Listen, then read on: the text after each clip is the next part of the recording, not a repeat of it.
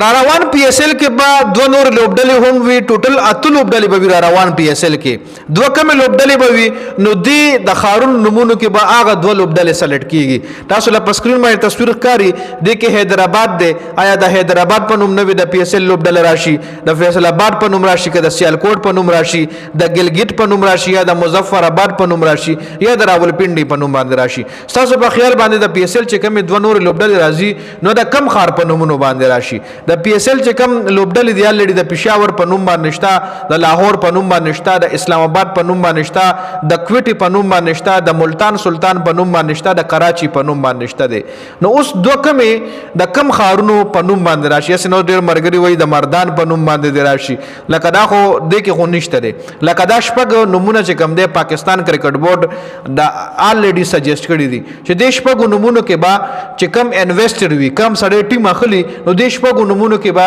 په یو نوم باندې اخلي نه پکې د مردان نوم شته نه پکې د 430 شته نه پکې د نوخاټ شته لکه موږ پښتانه صرف د پېښور ټیم به سپورټ کوو او زموږ د پښتنو ټیم چې کوم دی صرف پېښور ټیم دی نو د پېښور د ریجن نه یا د کې پی کې د ریجن نه خو بل ټیم جوړېدی شي د کې پی کې ریجن نه خو د پېښور د ریجن نه مردان سواد د دې علاقو نه بل ټیم نشي جوړېدی جی نو دا شپږ نومونه دي په دې اوس ډیټیل سره خبره کوو چې کم نوم چانسز سیوا دي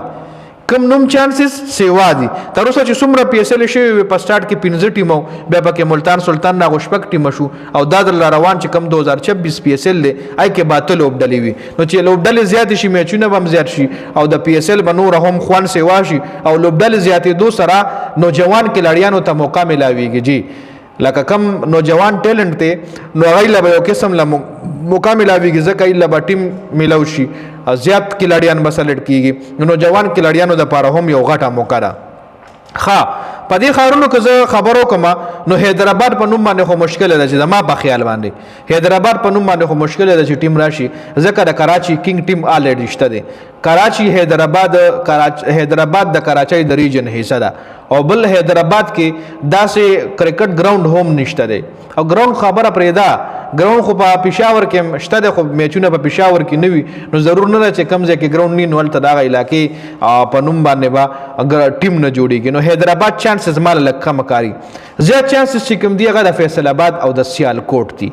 د فیصل آباد ځکه دي چې یو خو فیصل آباد ہوم ګراوند هم شته چې اوس په ریسنټلی میچز هم شو او بل په فیصل آباد کې کراود چې کم دی هغه هم مونږ ولیدو چې دا ځل په فیصل آباد کې کم میچونه ګراوند به ډک و ګڼ تعداد کې به کراود میچ کتلو ته راتلو نو فیصل آباد چې کم دی د هغه کراود هم کرکټ لورز دي نو کېدای شي چې یو ټیم د فیصل آباد تیار شي یو ټیم له د فیصل آباد نوم ورکړل شي دوه ټیمان به دینه پک کیږي چې شپږ نمونه دي څلور به ریجکټ کیږي او دوه به پک کیږي سیالکوټ چې کم دی کنه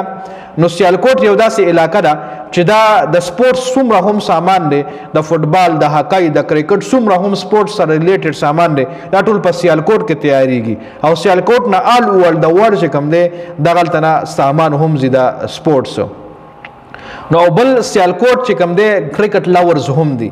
نو کېدای شي دویم چانس د سیالکوټ هم سیوا دی زیات چانسز د فیصل آباد او د سیالکوټ دي بلکې زه په ګلګت باندې خبرو کوم نو ګلګت کې صدا سي غټ انویسټر به وي خو مشکل ده چې د ګلګت په نوم باندې ټیم راشي یا د مظفر آباد په نوم باندې ټیم راشي مظفر آباد اصل کې د کشمیر سایډ لا علاقه ده نو مشکل ده او بل راولپنډي خو چانس ځکه نه جوړیږي چې اسلام آباد ټیم الریډي شته اسلام آباد او راولپنډي ډېر قریبي ریجنز دي